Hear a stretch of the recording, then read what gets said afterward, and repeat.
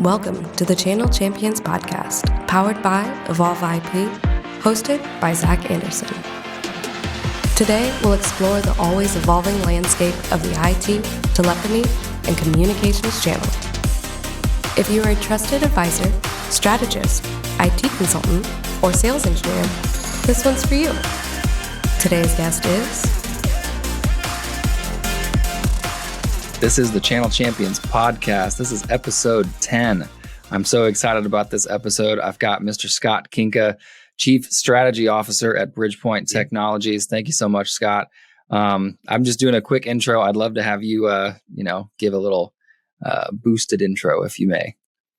Hey, no problem. Well, Scott Kinka, I'm the Chief Strategy Officer at Bridgepointe Technologies, and I'm sure we'll spend plenty of time talking about Bridgepointe Technologies and how we work with Evolve IP, on the pod, throughout the pod. So I won't spill the beans there, but, previous to being here at Bridgepointe, I was the Chief Strategy Officer and for a long period of time, the Chief Technology Officer at Evolve IP, which is super interesting to be sitting here across the table from you.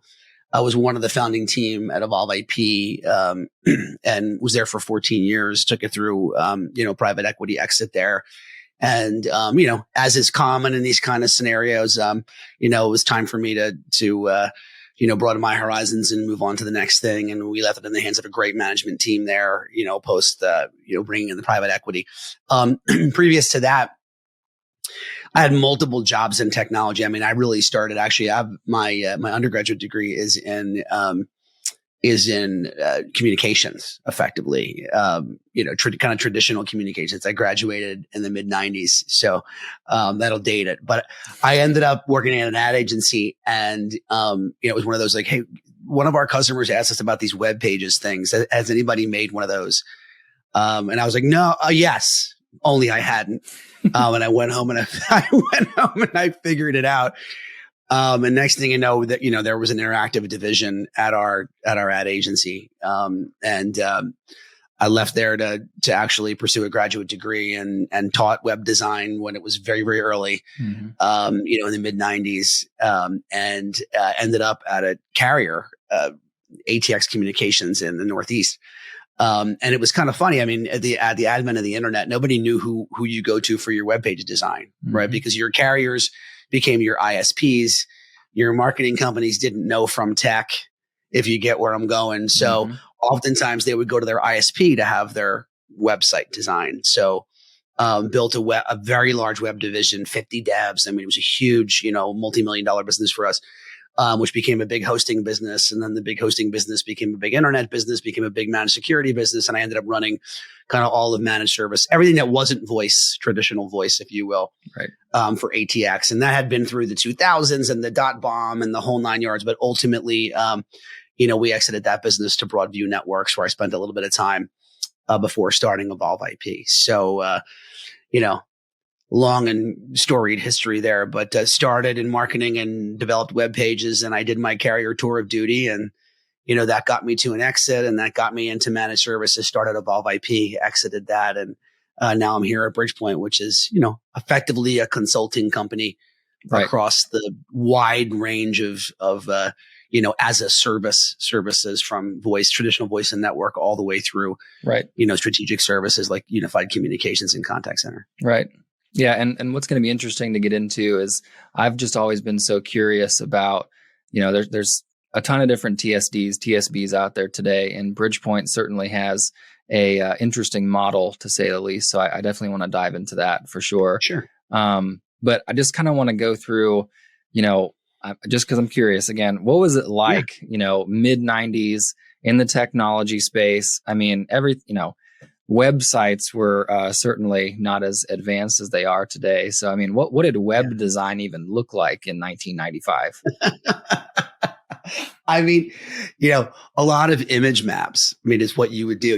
It was kind of inline HTML. And then, if you wanted to be super kitschy, what you would do is you'd make an image, which was sort of like the size. There was no such thing as responsive design. So you build for a browser size and you'd hope it would work. And then you'd sort of build an image and you would do an image map. So you'd basically go like, if you go over this, then that's a link to this. And if you go over this, that's a hyperlink to that. But you really couldn't construct the page with, the kind of granular, division of images and text in the same way that you do, a responsive design today. Mm-hmm. So it was very much, you were just sort of throwing it out there and hoping it would look good. Most places there was no idea about what that would look like from a mobile perspective. Right. It didn't even occur to anybody. So you did your best. I mean, most web pages were a couple of images and a lot of text. If you were fancy, you would do buttons. If you were fancier, you would do buttons that had mouse servers on them. And if you were really fancy, you'd make a giant image map for your homepage, and sort of lay out where the hot links were on the image. Mm-hmm. Basically, is what HTML looked like back then. Right. So it was a lot more Photoshop than the kind of design that you do today. And then ultimately, we started using Dreamweaver, and you got to get a little bit more granular, but it's nothing like, it was effectively a big client server app back in the day. You know what I mean? There weren't microservices. There wasn't responsive design. You weren't really writing for it as much as you were designing for it. And it was just a flat hypertext, markup language, right? I mean, it didn't look a whole lot different than basic scripting. Sure. Anything else. Pretty rudimentary. Mm-hmm. So of all the different career paths that you could have gone on with a communications degree, what had you interested the most in the technology space? And I mean, especially because at the time, I mean, you talk about rudimentary, I mean, I've always been a geek. I don't mind saying that, right? I mean, it was, my degree was in communications. So it was, radio, television, and film. Production design, things like that. But to be clear, Zach, I'll completely date myself looking at a young man like you. The editing on that, literally, I was splicing tape together. You know what I mean? That was audio editing back then. Sure.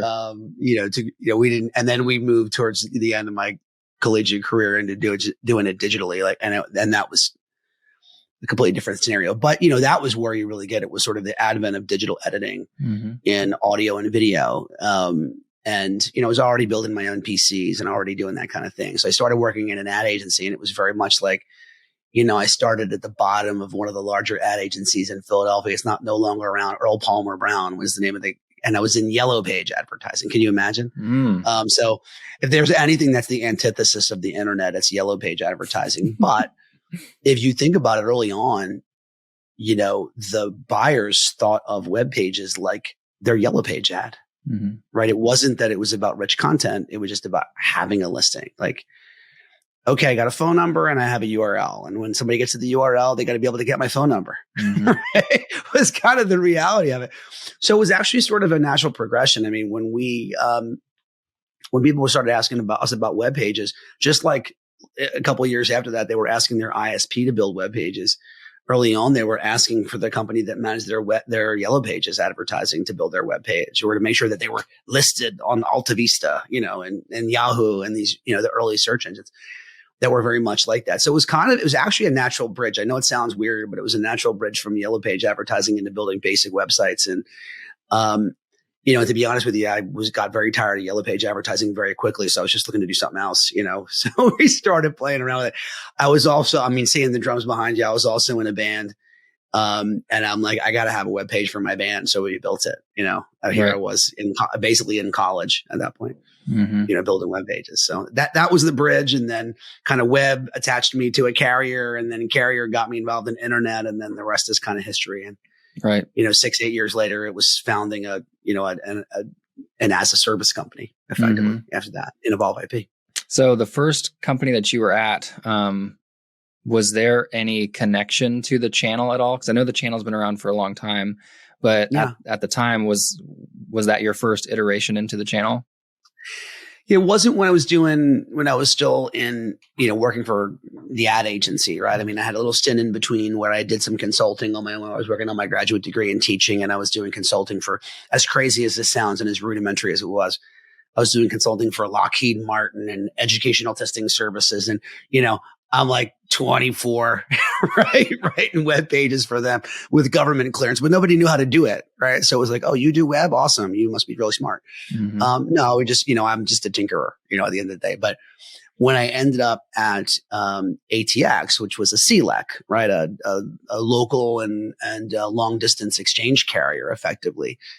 And then burgeoning ISP is where I got my first connection into the channel. So that puts it probably 1998, I would say, at that point. And the channel was, modeled similarly, right? It was the idea that, some guy or gal who has connective tissue with a handful of suppliers can go get you a couple of quotes as opposed to you shopping it on your own.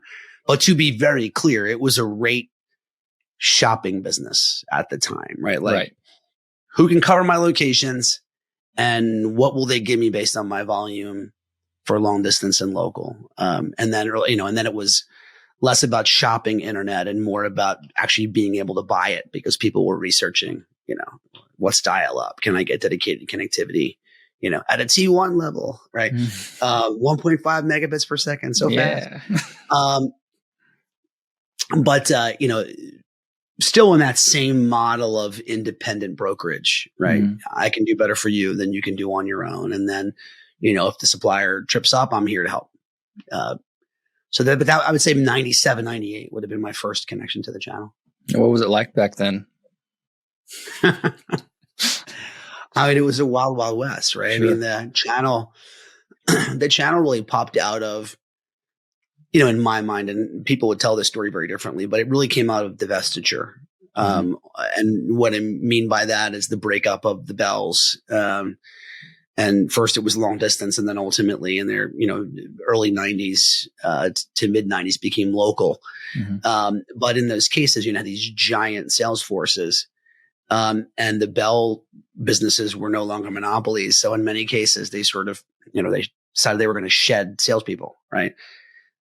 Those salespeople were the ones with the relationships, and it was a very wise business model. I mean, it sparked out of, everybody that you talked to in the channel at that time, their answer was, what carrier did they work for? Right. Whether it was, 3 years prior or 4 years prior, whether it was one of the local phone companies or one of the big long distance carriers is where their legacy was. And it was just a really interesting time because it was, establishing sort of, is this primarily just a sales job or is this a consulting job? Right. And I think it started as a sales job, and I can go get you a couple prices, let me go ask my manager selling, if you get where I'm going kind of model. Yep.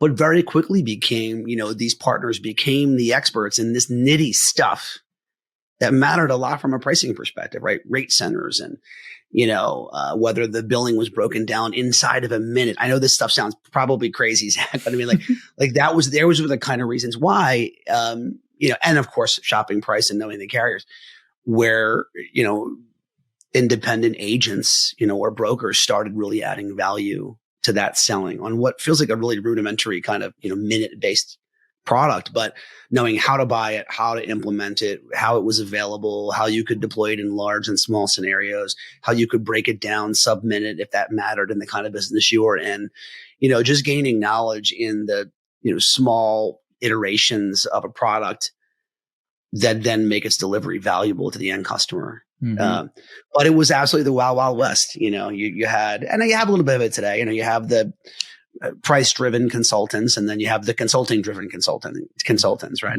And all great models. It just depends on where their focus is and where their product expertise is. Sure. What was the first channel event that you went to?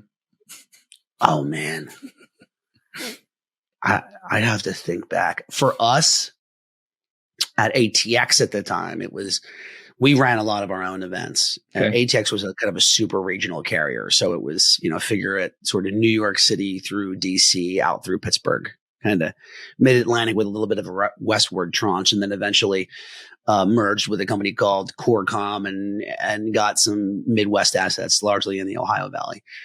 So we would run a lot of our own. It had to have been something like Philadelphia Alliance of Capital and Technologies, or, something along those lines where it was a mix of business people, and agents, brokers, and sort of suppliers at it. But we were driving a lot of those events at that time, directly towards end customers, and then working with the agents to sort of fund it and be there to help us cover the room kind of thing. So I think that would be it. Probably Philadelphia Alliance of Capital and Technology, which is still around as an affinity group, not agent related, but that would be when I sort of first really got my engagement at those types of events. What was the first TSD event that you went to? Probably towards the end of that. It would have been a channel partners, probably in the mid 2000s. Wow. Being early to mid 2000s channel partners. And then channel partners really became a thing for us at Evolve IP, where we had done so much of our distribution through, agents. Previously, when we started Evolve IP, we're like, that's going to be our primary route to market. And as a service is going to be our primary way of going to market, right? Mm-hmm. We weren't going to worry about circuits. We weren't going to be in that business. We were going to be in the business of providing over the top services, and we were going to do it through partners. Mm-hmm. So then, by then it was a year and it was Intelisys Channel Connect. And then a year after that, it was Avant Special Forces. And then a year after. So, probably got, 10 to 15 years of maybe 15 years of channel partners, and probably 12 years of Intelisys Channel Connect, and, maybe 8 years of Avant Special Forces, and then, dribble on through the rest, Telarus and, and the rest of them. So, a lot of that. When did you know that this thing we call the channel was a viable sort of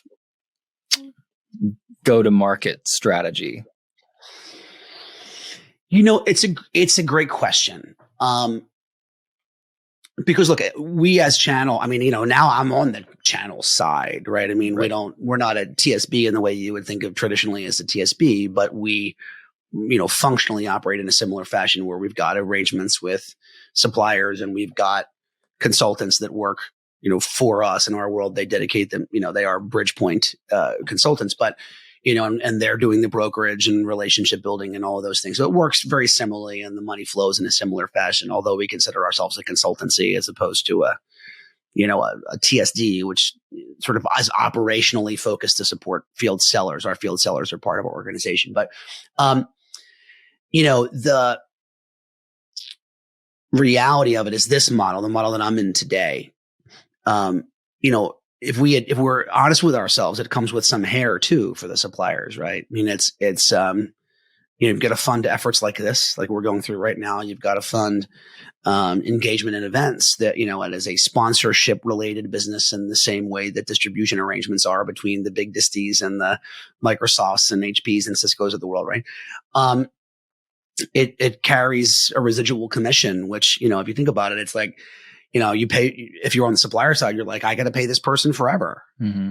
Right. In this model, where in a direct business model there, that's what you're comparing it to. You're saying basically, all right, well, my direct sales people are going to go out and sell to an end customer.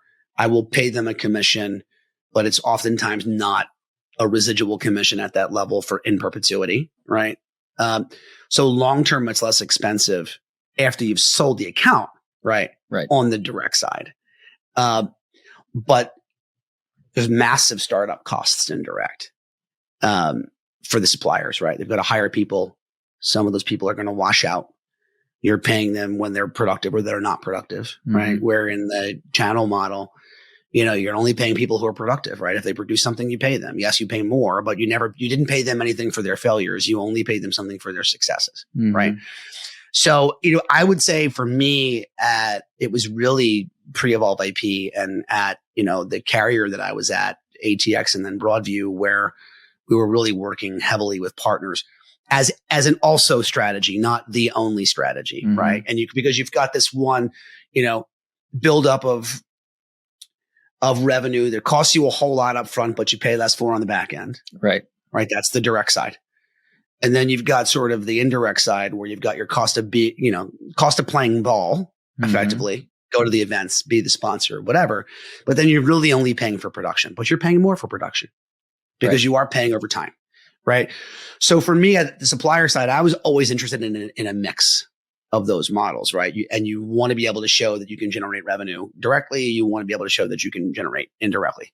Mm-hmm. Now, I'm an indirect partner. I'm the chief strategy officer at a consultancy that we don't make anything on our, we're not a producer of a product, right? We're a producer of advice, mm-hmm. right? At the end of the day. Right.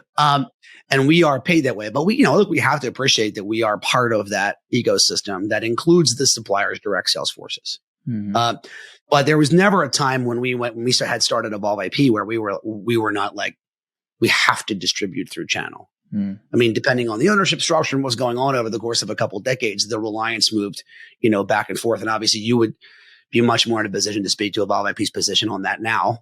I mean, obviously we're having this podcast. So there's, Evolve IP is certainly super interested in, driving, much of its revenue through the channel. And, I understand certainly how much of the base has come from that. Right.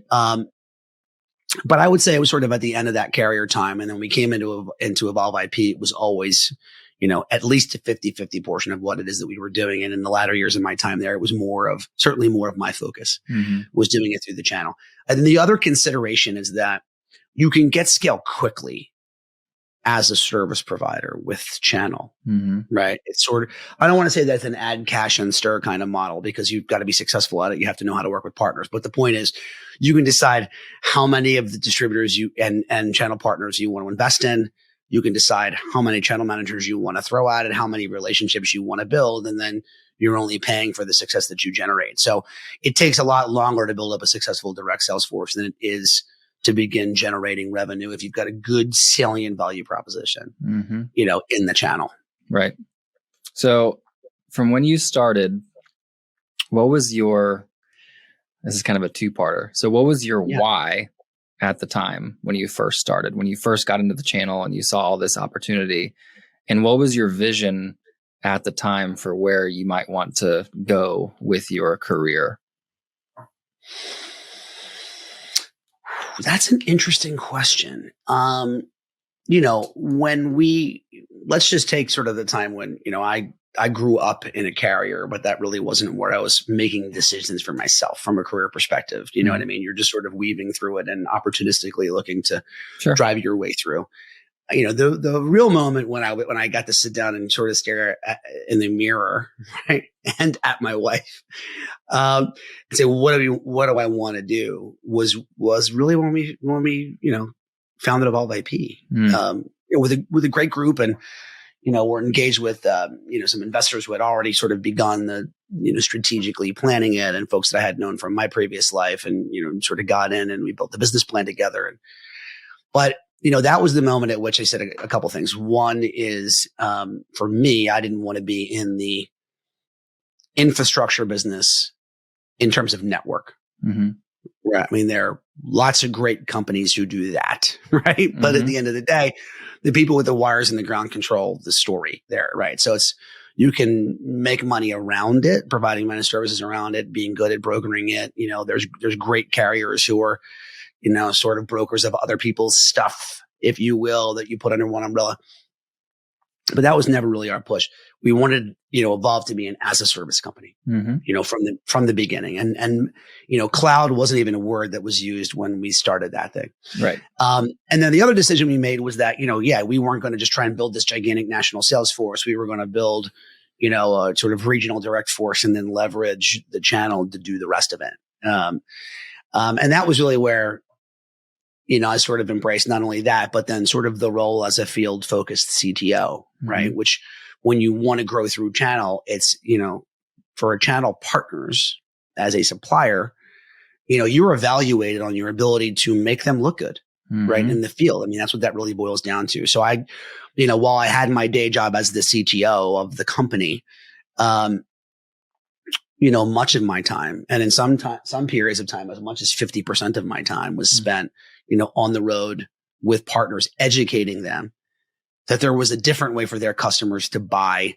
other stuff, right? They were already brokering telecom and they were already brokering connectivity. And they were going, hey, remember that PBX that they bought that you had to deal with interconnecting your carrier with when you sold the carrier? Well, there's another way to buy that. So go educate them on this financial model, which at the time we called hosted PBX. Today, falls under UCaaS, right?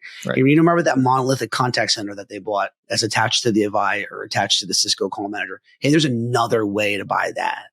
And then of course that eventually branched into servers and became, hosting and eventually became cloud and hyperscale, that branched over into end user computing, which became the DaaS market.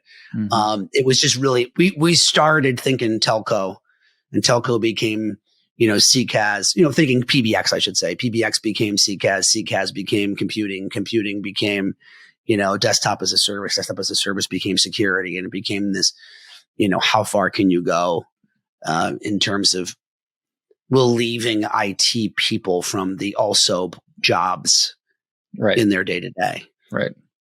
So I'm curious, when you were beginning to start Evolve IP, obviously you were affiliated with the channel.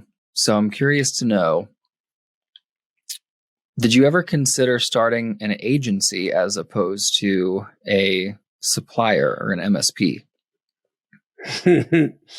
Interesting. Yeah, of course. Right. I mean, I considered it multiple times throughout my career, but I think from my perspective, I've always been a builder, doer, I think is the reality of it. And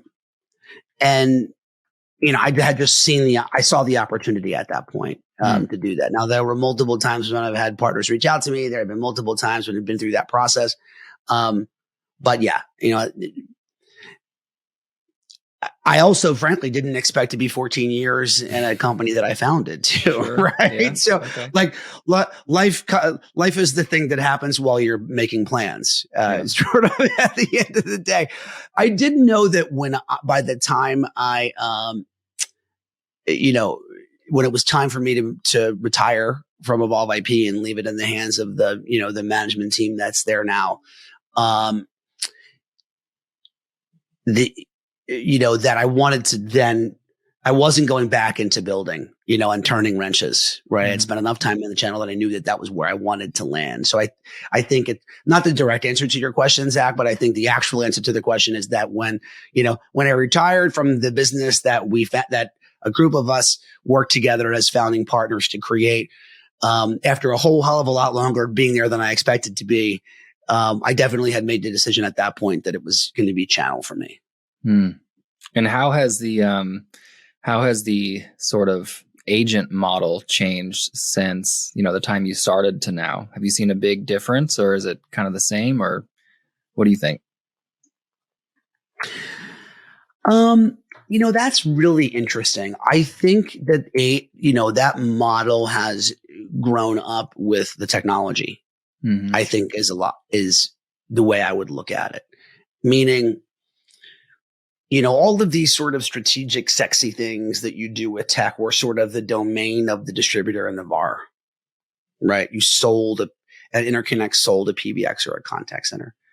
A VAR sold a server or a piece of software. They all got that stuff from distributors who had relationships with the big names that you already know. And the agents, theirs was the domain of AT&T, Verizon, Comcast. Back in the day, I could mention a million names that have gone away since then too, right? Global Crossing and Level 3 and, who are now Lumen.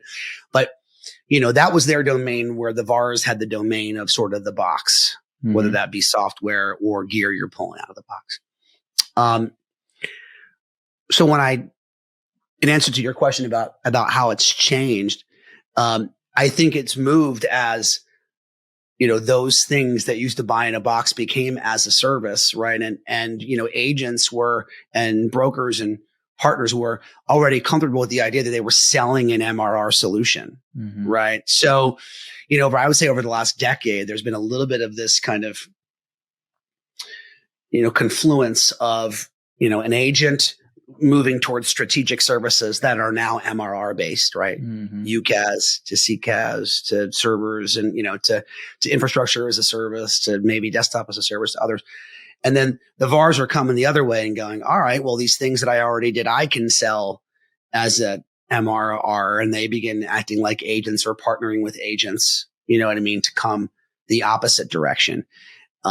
So that's really how I've seen it grow up. I think everybody, both the VARs and, what you would consider to be more of a more traditional, telco or connectivity internet style of agent, have come to the middle. And when they've done that, they've really had to begin focusing on business outcomes as opposed to focusing on price outcomes, or price savings, let's say. The VAR was always selling something that cost money, the agent was always selling something that saved money. I mean, generally speaking, right? In a lot of ways, when they came together and the services all became MRR, became utility, if you will, right? Let's face it, phones are utility at this point, not a thing you spend money on. Sure. When they both came towards the middle, it wasn't so much as like, yeah, sure, I can still go and help you figure out whether you're going to go with this UCaaS provider or that UCaaS provider. And because I know them, I can help you save a couple of bucks over you being able to do it on your own. Mm-hmm. That's not how our conversations start, though, now, right? Our conversations start from from a place of what are you trying to accomplish, right? What are the initiatives in your business, right? It's to save money, get scale, grow internationally, improve customer outcomes, sell more, whatever those things are. Intrinsically now, there's it's not all technology. I mean, there's people and process and all the other things in there, but, intrinsically, there's a technology component. So that's to me been the maturing. I go to these partner events now, being a partner myself, right? And we come together and we see the suppliers give their talks, and we do the whole nine yards. And, we've matured to the point, I think, as an industry where we're going in and solving actual issues. Sure. Is really what it boils down to, as opposed to trying to save a couple of bucks. Yeah. So how did your time as a founder of a company, obviously Evolve IP, but how has that sort of helped you in your transition to Bridgepointe? Wow, that's a good one. Well, I think, a couple of things. I mean, one, Bridgepointe was, is private equity owned. So I'll start at the real high level, the nerdy economic level, right? Bridgepointe private equity owned. I got some experience with that at Evolve IP. I had some experience with that, at ATX and Broadview. So that's one. I think it certainly gave me the, more experience in, working with a financial sponsor to grow a business, right? Mm-hmm. That's one. I think, two, it gave me, perspective on scale. I think that was, the most interesting thing about growing a company, the way that we did Evolve IP, that I think helped prep me for my current role, right? Is that, agency businesses, partner businesses, strategist businesses, trusted advisors, whatever but you get it, the brokerage model is largely a hugs and handshakes business. Mm-hmm. And I mean that, by the way, affectionately, not, not the opposite, right? I mean, these companies have built incredible businesses through networking, but building operational back office and marketing the business at scale and things of that nature are things that, that are not generally in the bailiwick of the average partner in the street. And if they have figured out how to do it, it's because they've spent a lot of money and made the mistakes, that I have, right? And others like me have. So I think bringing some of that is one of the reasons why I'm at Bridgepointe. I mean, Bridgepointe was acquired by private equity and, and was, as plans to grow, obviously. But you need to grow in a different way, right? Similarly to the way that we did with Evolve AP after it was acquired by private equity. We tripled the size of the company in a couple of years. There's an expectation when you're bringing a financial sponsor that you're pouring gasoline on the thing. You know what I mean? Which we did, right? And frankly, did a lot of great work and made mistakes also. I mean, it's, not here to say we did everything right. But I think those are all learning experiences for the business and learning experiences, in my case for the individual to take into the next one. So I think that's it. It's how do you take a hugs and handshakes business and turn it into a business that has some scale in it, in marketing and operations and things of that nature. I think certainly in terms of, knowing and understanding how to leverage a financial sponsor and give them what they need while we're getting what we need. And then of course, certainly, we built in a lot of ways, built Evolve IP through the channel, right? Which that in and of itself is probably the most important experience that sort of prepped me for being on this side. And in a lot of ways it's funny. I feel like I spend similar education time. It used to be that I would spend time at the supplier educating partners on how to think differently about their customer interactions. today, I feel like I spend a lot of my time, I have our suppliers as part of my responsibility. I spend a lot of time trying to educate them on, what makes them valuable to the seller, right? To the consultant in the field, in a lot of ways. And a lot of it has to do with that business outcomes conversation we're having. Mm-hmm. I can think back to our last, we have our annual tech summit in the September, October timeframe. And this last year was the first year that I sort of ran it and emceed it and did the whole 9 yards. And we had an interesting thing where, as opposed to doing these, hey, let's get all the UCaaS vendors up and let everybody, compare feature sheets. Like we didn't do that. We had discussions like, business outcome focused discussions, kind of what we were talking about, what's the role of the CIO and how's it changed? Things like that. What really is hybrid work and do we know what it is right now? And sure, of course, there's going to be some discussion about how our products fit in, but it was largely about where customers are along the continuum. But to make sure all the suppliers got their commercial, we said, hey, well, you're going to get 5 minutes. Sure. You're going to get up and here's the format, right? So we'll do a nice talk and then 3 suppliers get up and tell them about ourselves because they want that access. And, of course you need that access. And, so many of them start with, hey, and we have this great thing and the thing is this and microservices and hyperscale and how many words can I put together? And, I get out there and say, hey, listen, I appreciate all that, but these partners don't care, right? The partners care. What's the business outcome that you deliver? What's your superpower? Right. Right. At the end of the day, what's the superpower? Because we've got, for us, 150 to 200 suppliers that we pull from. And you don't want to have to micro categorize everybody, but you do have to have a library card catalog at the end of the day, right? You take a note, you write it in the book, you close the book, you put it up on the shelf and you go, I'm going to pull that book down when I want to read that chapter. Mm-hmm. So you do have to hone your story down, which has been really, really interesting coming from a supplier. Let's face it. Evolve IP's strength in a lot of ways, while it is a DaaS driven story today, has been that you are a DaaS provider who knows how to do voice and plays nicely with Teams and has a UCaaS legacy and is a contact center that plays nicely with the UCaaS platform. And, your best customers, not to give the Evolve IP commercial, but your best customers are the ones who buy multiple things from you. Sure. Because they see the most, not that each one is not in and of itself a highly valuable product. It is, right? Mm-hmm. But the ones who become the zealots, you know what I mean, for telling the Evolve IP story are the ones who are buying across the aisle, right? In multiple products. That's also a hard story to tell to a partner who wants to stick you in a book and stick you on the shelf in the DaaS section. Yep. You know what I mean? Yep. So it's given me interesting perspective, I feel like on both sides to hopefully be able to educate both the supplier and the seller, because at the end of the day, we all make money when we perform a job for a customer who sees value. Mm-hmm. So how are you, I say you broadly, Bridgepointe, how do you help your strategists navigate all the different technologies that are out there today? In addition to navigate the supplier space. Like you said, you're pulling from a supplier pool of 200, right? So how are you enabling them to make the right decisions for the customers? From our perspective, it's a commitment to being a technology consultancy, right? I think,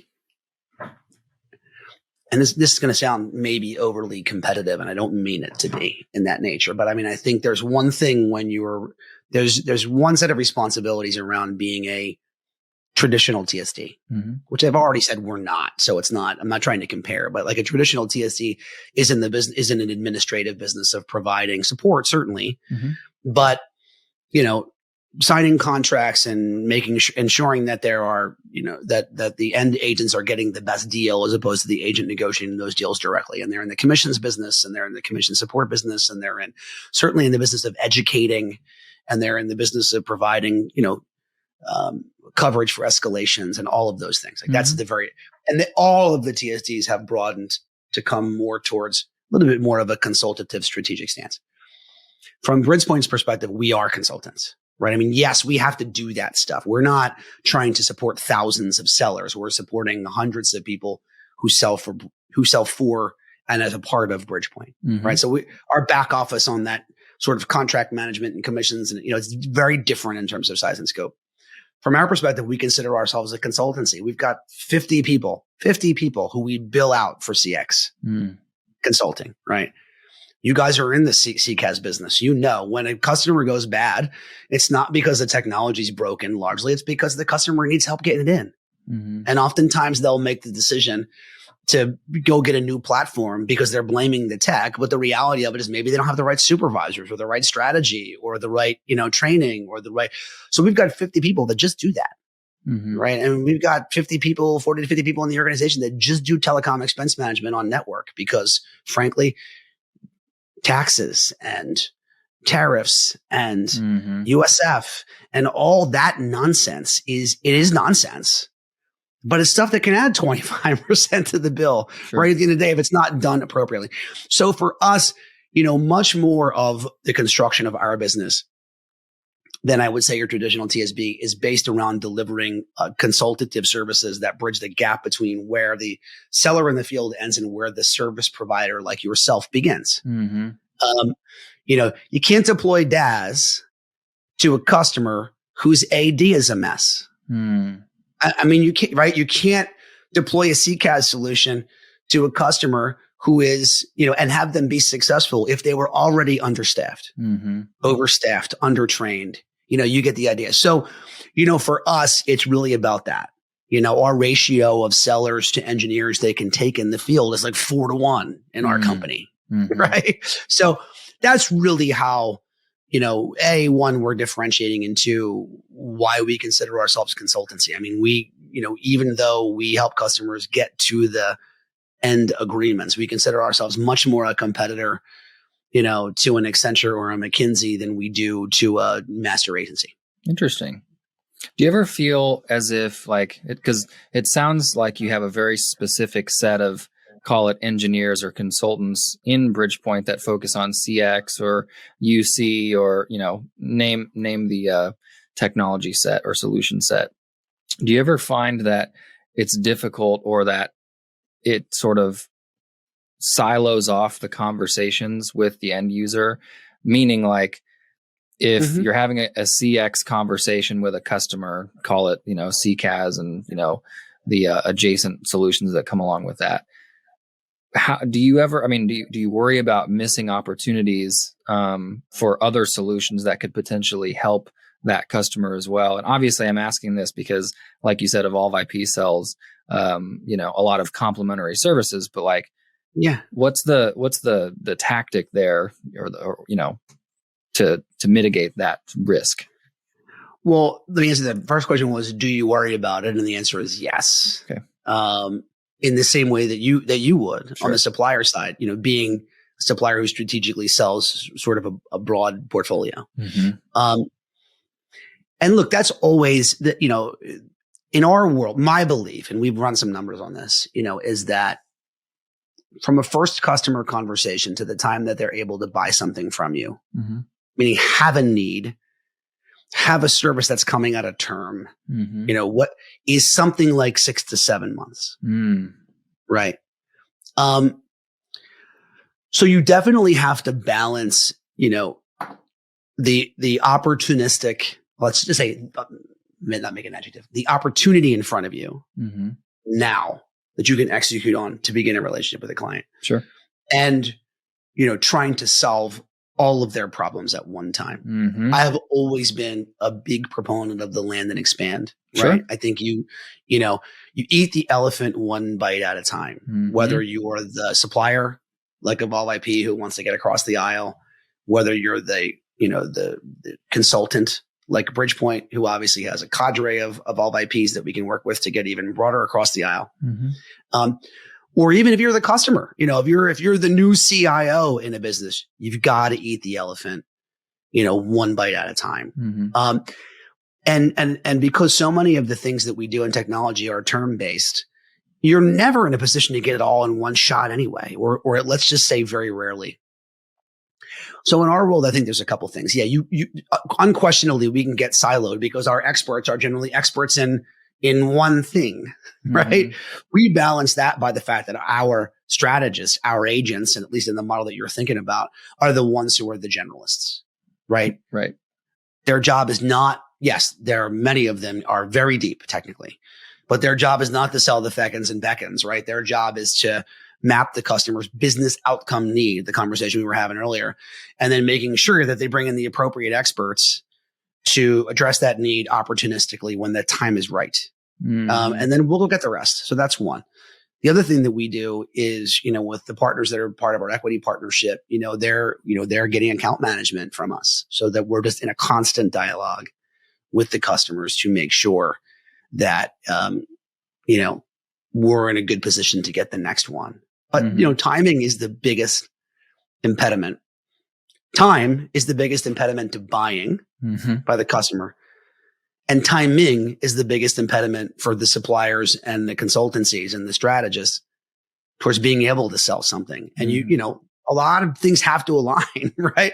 Their time and your timing have to align to each other. So, you take the thing you can get, you establish yourself as an expert, you provide value, you deliver on a business outcome, you ensure they know the other things that you do, and you keep in constant contact with them so that they believe they think to you the next time there's a problem that needs to be addressed inside the business. Yep. And that, that relationship that you build along the way will open up the opportunities down the road for the next solution, which I think that's smart. So with, security being so popular right now and CX being so popular, do you feel like strategists, agents get too focused on what's popular? I mean, you look at how technology has grown over the last, just call it the time that you've been involved in the technology space. But, there's always this, for any sales organization, you want to sell what's popular and what the market is demanding. So how do you, let me back up. Do you think that there are missed opportunities when strategists or agents only focus on what's popular? And if so, how do you keep them sort of, how do you keep the bigger picture in their mind? Yeah. So the answer is yes. I think we all fall into that trap, not just the partners, right? I mean, we're in the era of, SEO and social, echo chamber, right? At the end of the day, I mean, I don't mind even taking a shot at us. We're trying to jump all over. So, it's now June. I'm not sure when this is going to air, but if you go back over, Bridgepointe's social over the last 60 days, you'll see it's very AI dominated. It's very BPO and CX dominated.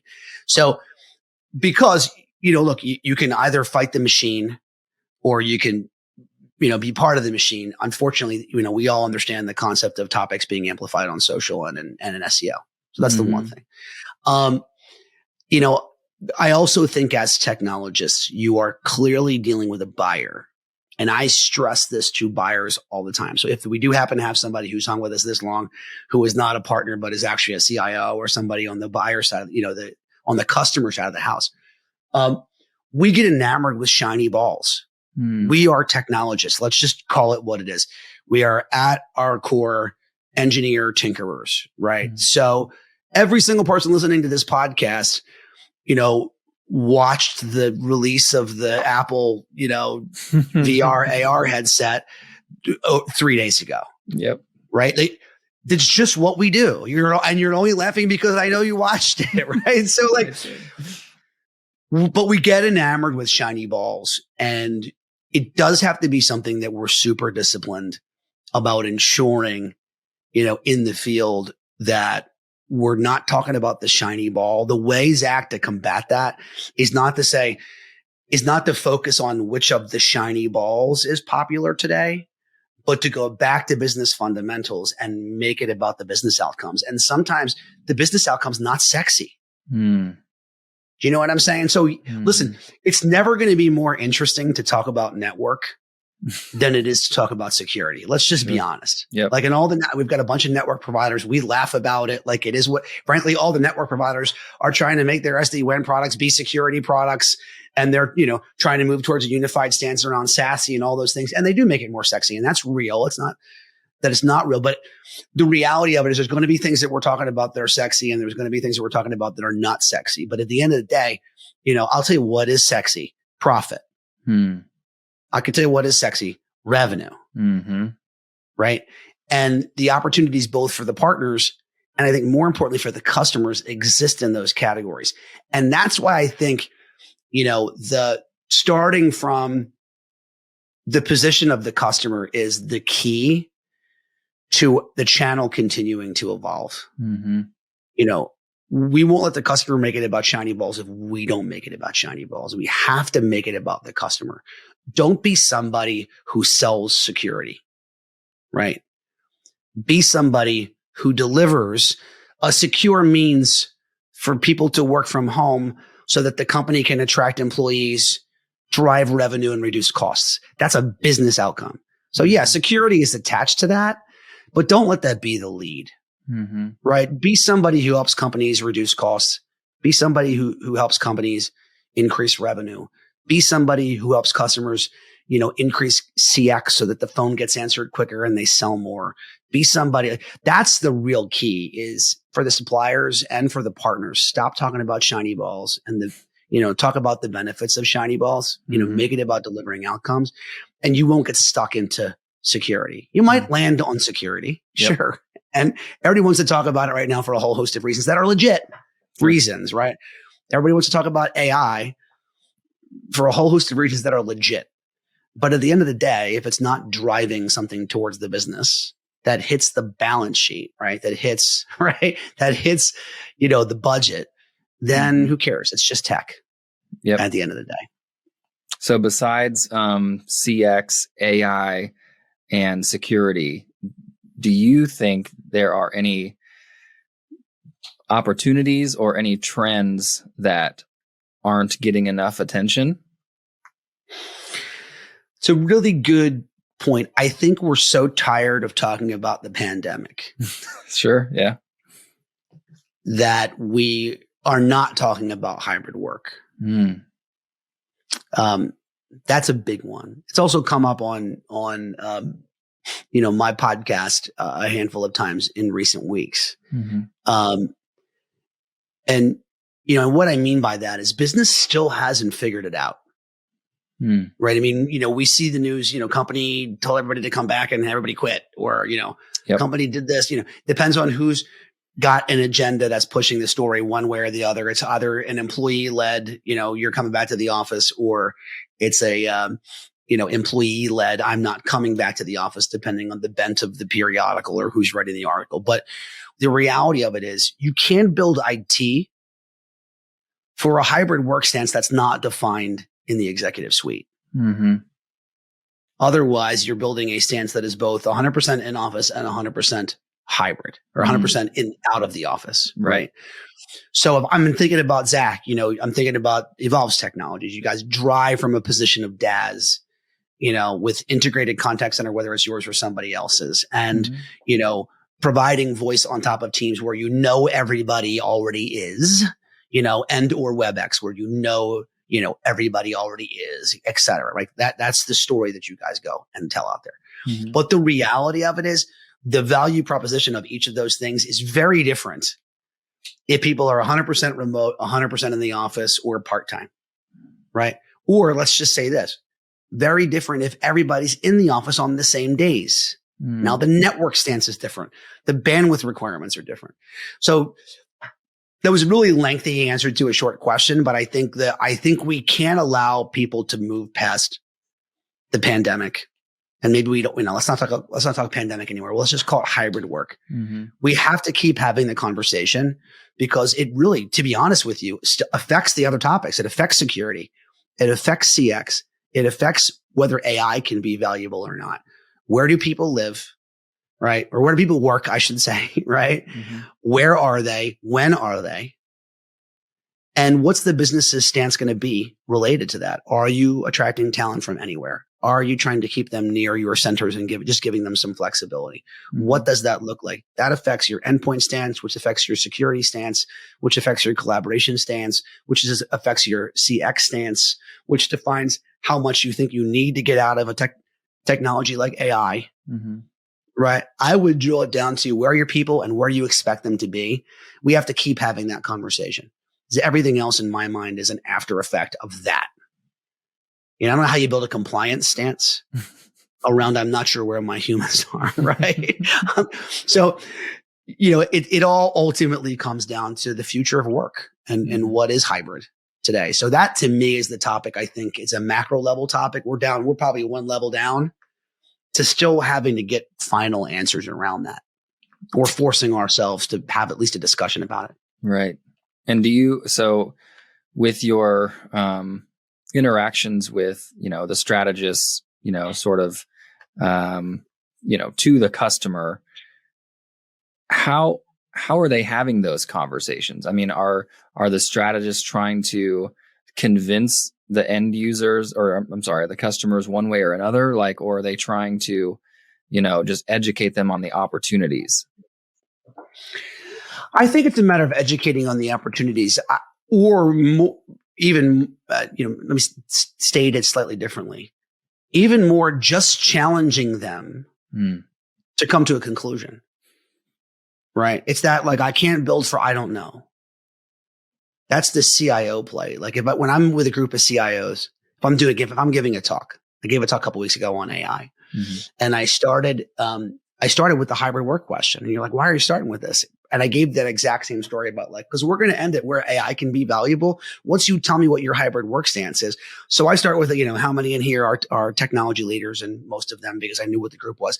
And the second one was, how many of you have been told by your CEO or your head of HR definitively what your return to work plans are? And a quarter of the people raised their hand. Now, it ended up that most of them just said they're resigned to the fact, right? Sure. They're resigned to the fact that it's going to be hybrid. So they're just trying to build for 100% and 100%. But the reality of it is, if you do that, there is waste there. If 100% of people have to come back to the office and it's the same day, that's a very different story. Yeah. 100% of the people have to report to the office one day a week, and it's at their choice. Think about that, right? But it does at the whole concept of the network versus the user breaks down in there. At what level you want to put your security stance, right? Sexy topic of the day, but all of that is still based on where people are working. It's such an interesting thing. I mean, we talk all the time. Obviously, Kevin Sullivan, but we don't ever want to sell from a position of fear. And when we're talking about positioning this hybrid work idea, I think a lot of leaders, IT leaders, CEOs, C-levels, whomever, they don't want to be like, well, I'm not scared that we're going to go through a pandemic again, so I'm just going to have everybody, come back to the office and whatever. But that's really not what the pandemic taught us. The pandemic taught us employees are more valuable and less expendable than you think. Specifically, your IT staff, right? Oh, absolutely. And isn't it? God, I'm sorry, please. Well, it's just so interesting. When you look at, this potential of reducing IT spend and how, what are they a profit center? Are they a cost center? It's just this idea of how valuable employees are, and, how to look to them for what they actually want out of an employer is just so interesting. And I think that really has been one of the biggest lessons out of this whole thing. And, when you talk to groups like that and they don't see that, I just think it's sort of a missed opportunity that I wish they would take advantage of some of these, solutions, and for the betterment of their longevity of their employees. I don't know. It's just interesting. No, well, I think there's two things on there that I find super interesting. One is, isn't it funny as we're sitting here in one breath talking about how AI is going to take people's jobs, the LinkedIn post directly underneath it is about the employee never being more important. Right? It's just an odd juxtaposition right now. Right? I think that's certainly one way of looking at it. At the end of the day, somebody has to inform AI. But I find that to be really, really sort of a super interesting tug of war that's going on in the way we're thinking about the way that we work right now. People have never been more important in our businesses, but we're now totally in fear that AI is going to outsource everything that we just learned about ourselves. And I had something else in there. I think it escaped me at that moment, but I mean, it definitely is an interesting parallel. When you get out in front of IT decision makers to have the people conversation first. Oh, I know what it was. I think the other one is that it's very much a part of Evolve IP's story. I mean, I don't know, you guys talk about people-centered IT. I think I've seen those words splashed around on your website. I've heard Gary Coben give the speech, I'm pretty sure I might have, written some stuff on that before I retired.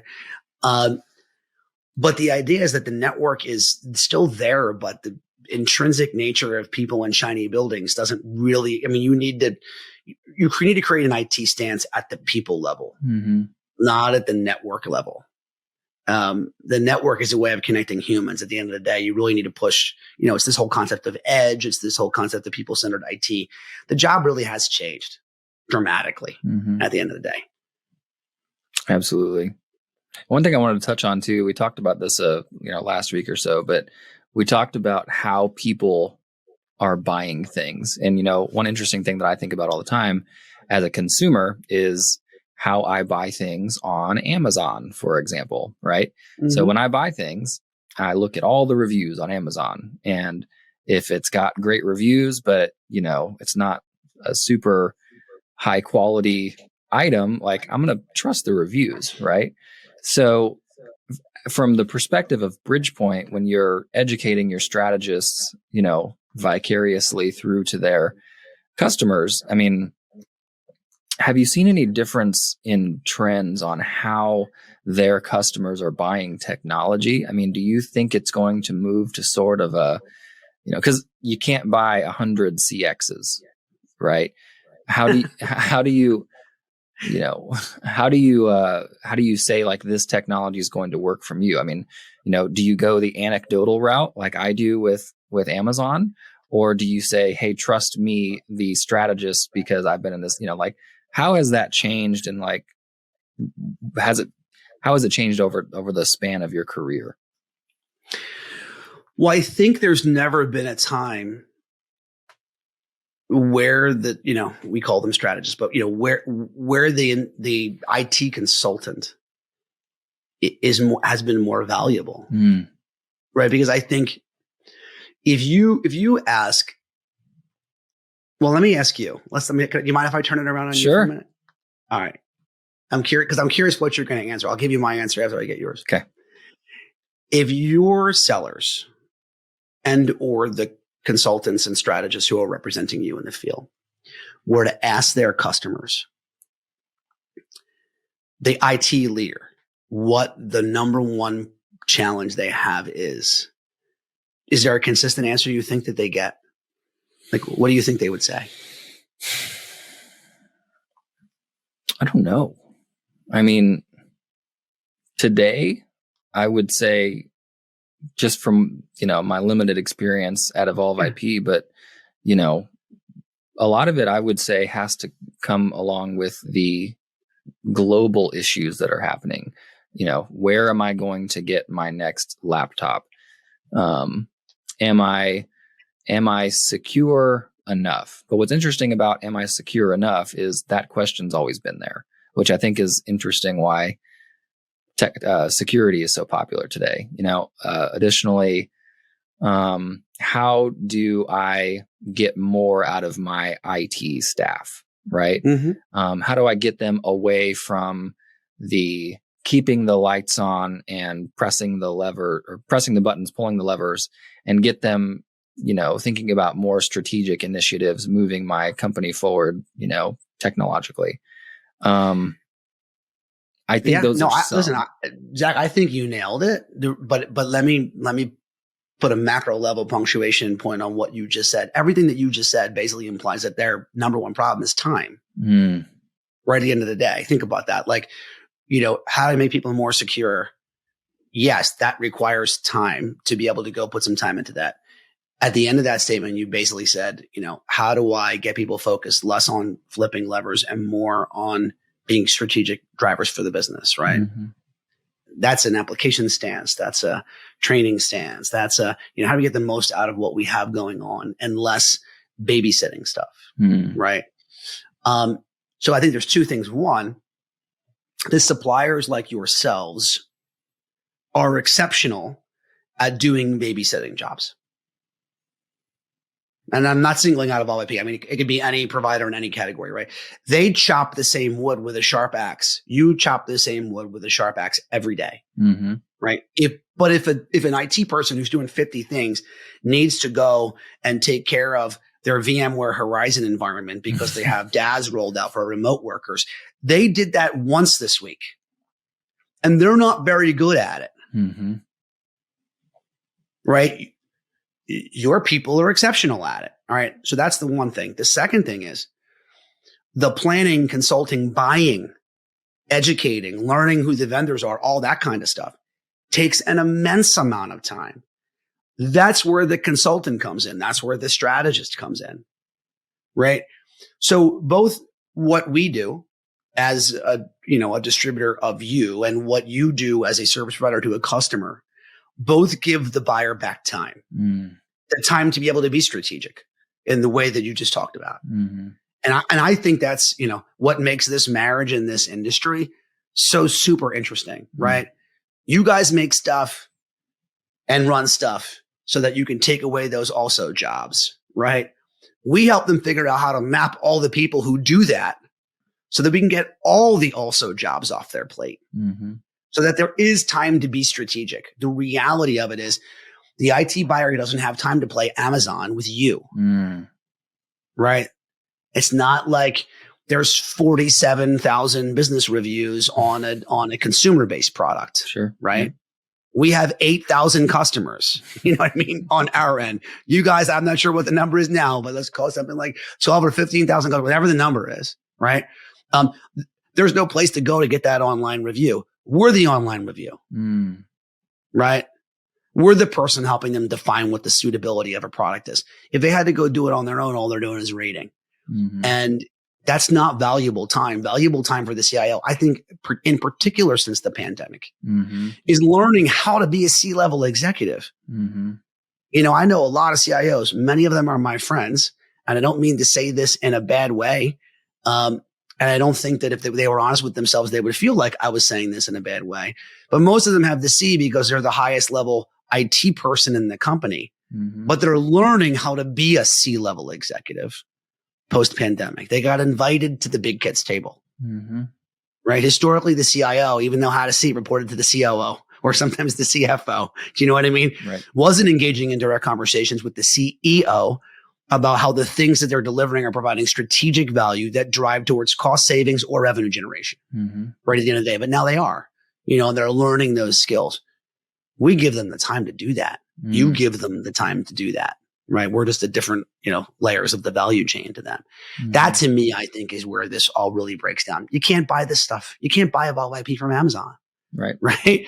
It's a much more of a prompted, designed, consulted sale, which requires somebody like us to help identify you as the right partner and you guys ultimately designing the solution that the customer is going to drive on a day-to-day basis. Yeah. And do you think that will remain to be the case?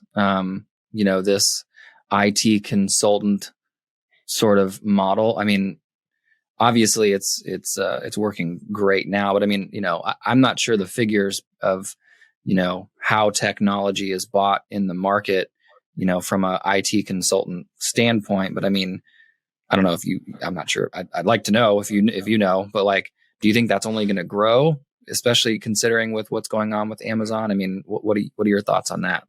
Well, look at it this way. None of the industries that we as consultants are in have aged out of being sold by consultants. Do you get what I'm saying? So like, in other words, this industry, our industry started around telecom and network, right?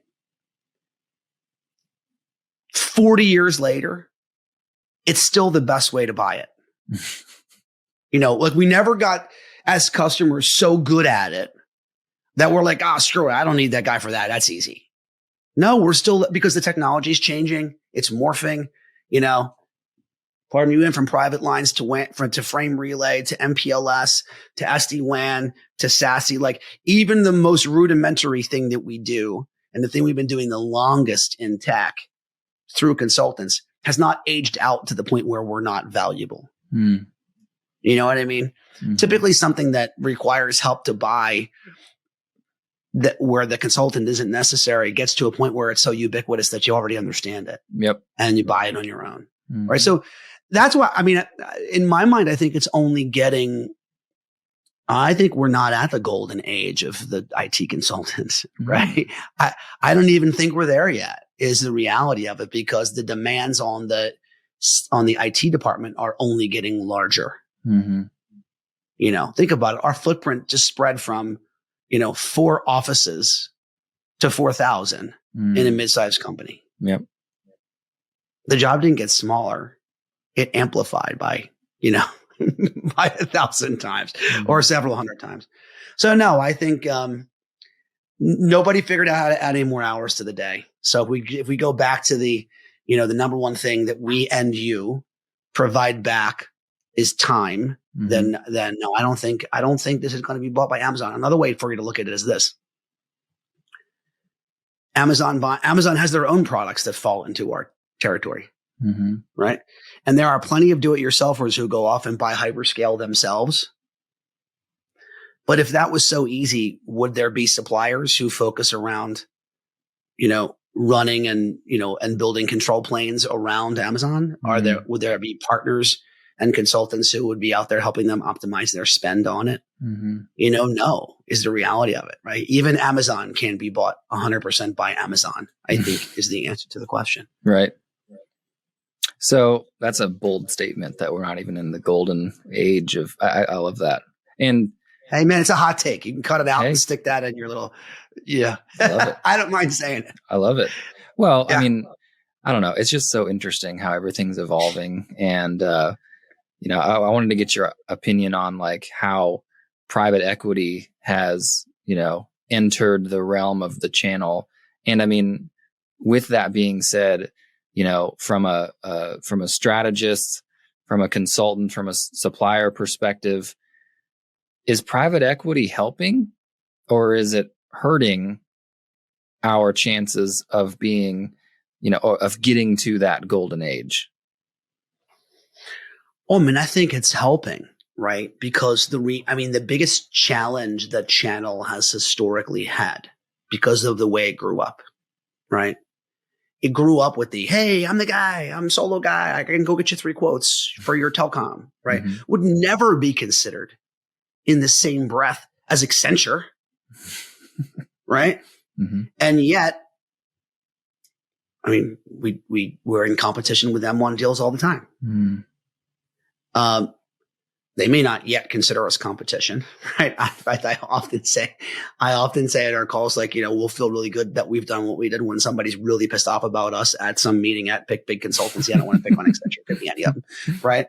That's when we know we've arrived, when somebody slams their fist down on in the sales meeting and say, how do we lose another deal to Bridgepointe and who are they? But the genesis of the industry, I think, I think that we've largely outgrown, that.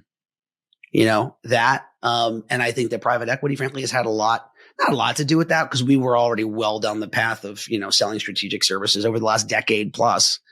But I think when private equity is coming in and going, put scale on this thing. I think it's allowing companies like us the time and the capital to be able to grow, to be a different style of consultancy. Maybe one that doesn't charge for so much because we're paid differently, but provides a similar level of output.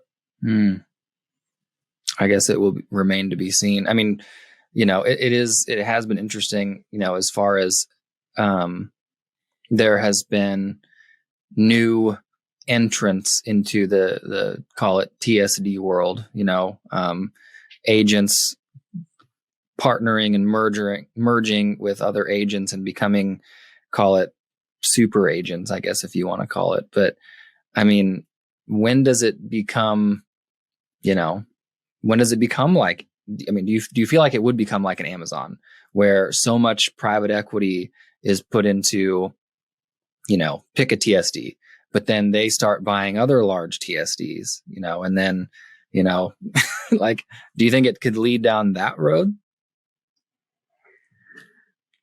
Look, I think every industry goes through waves of consolidation. And yeah, sure, there'll be another one. I mean, most private equity is a mid-level investment tier. It does get in to do something with this investment. I mean, there are certainly private equity firms that look to operate for long periods of time. Mm-hmm.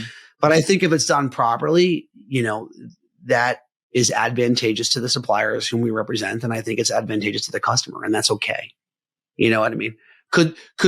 Let me say this. If they come in and then there's another round of consolidation and the consolidators get consolidated, that's more for all intents and purposes what you're talking about. Mm-hmm.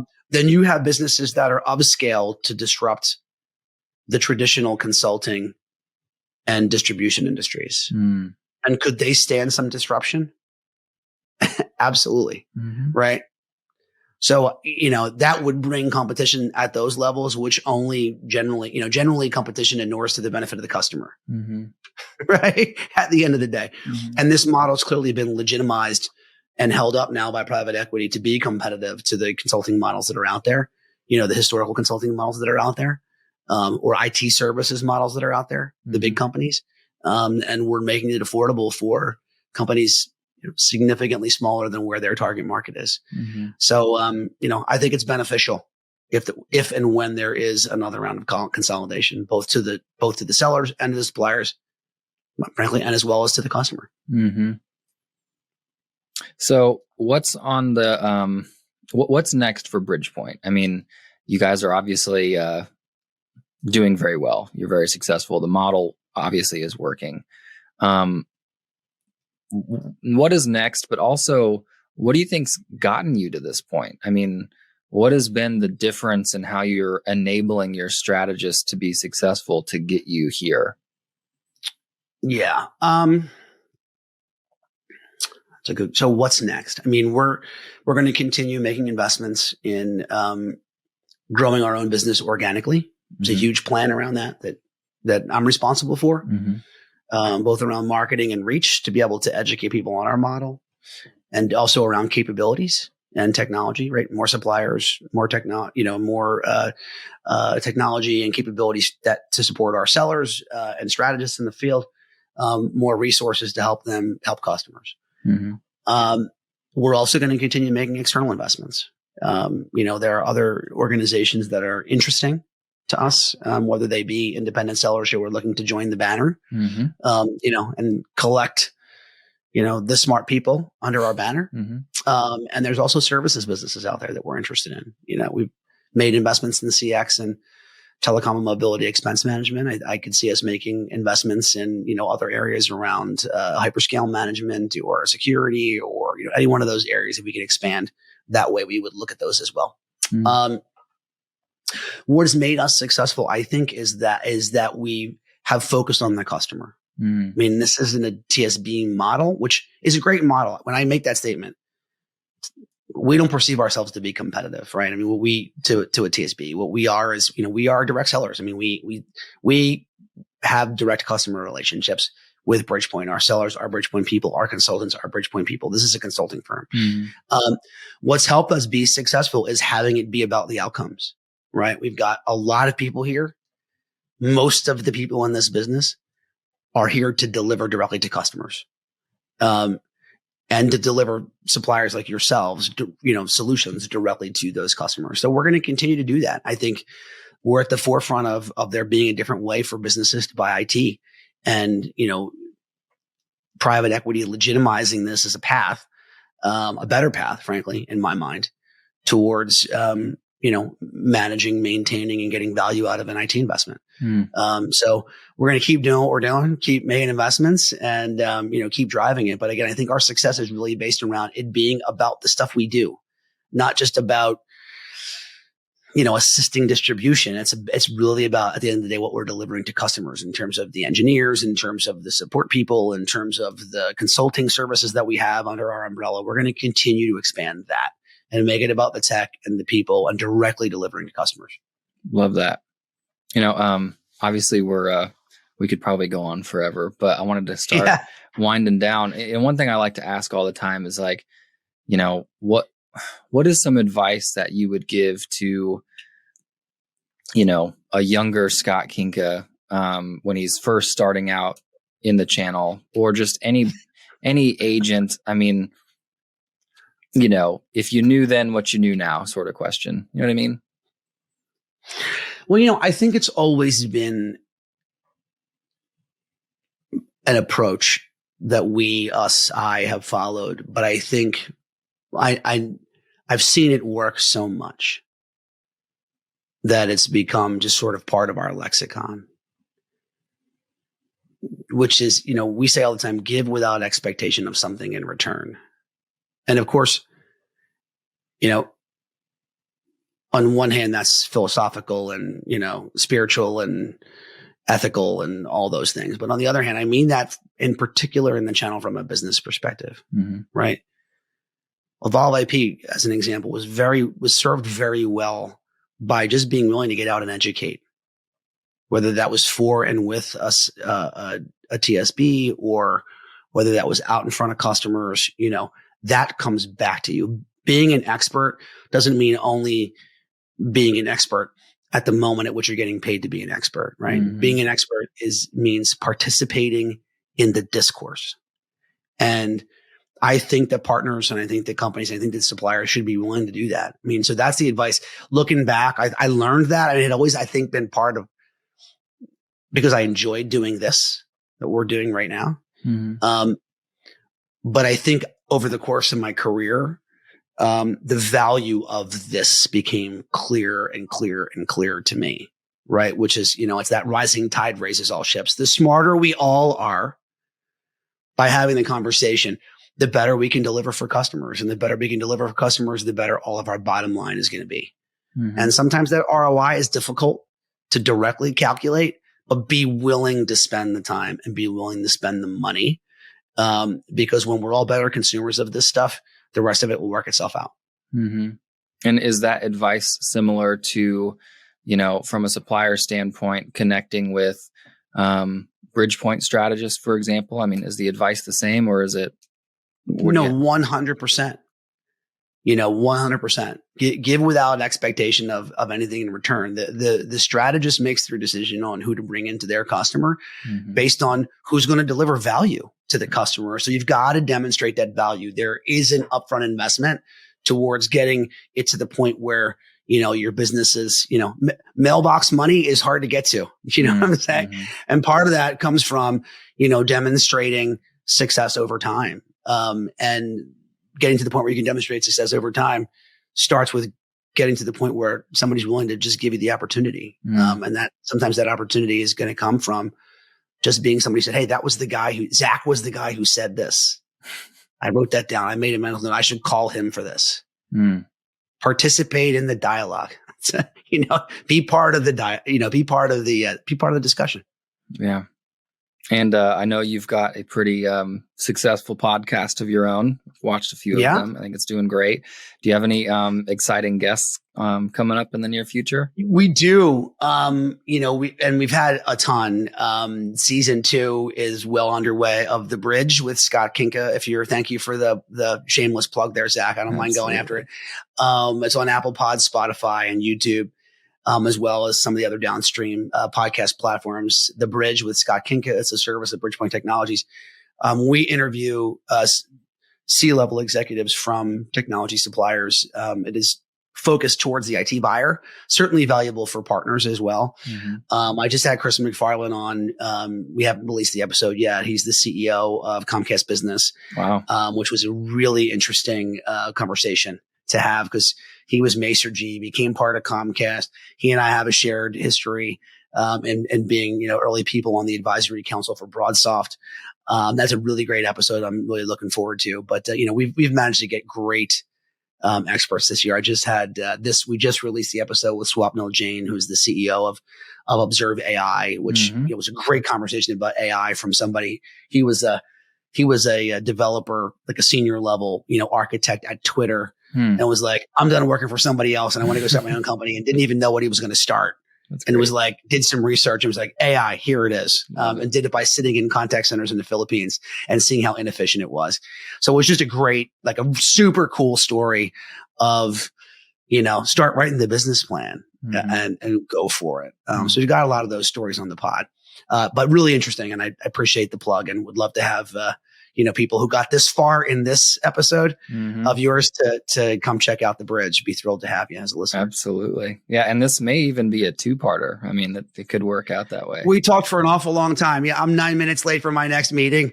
And I'm just told them to hold on because we have a great conversation going here and I appreciate it. Absolutely. All right, Scott. Well, thank you so much for coming on. We'll end it there. Yeah. And thanks everybody for stopping by, and catch us on the next one. Thanks so much. All right. Thanks a lot. That's a wrap on this episode of the Channel Champions podcast. You can find this and all our episodes on Apple, Spotify, YouTube, or your favorite streaming platforms. If you have any suggestions for future episodes, guests, or topics, please reach out to us. We appreciate you coming along with us on this journey and hope you'll be back for the next episode. Until then, stay tuned, stay connected, and stay inspired.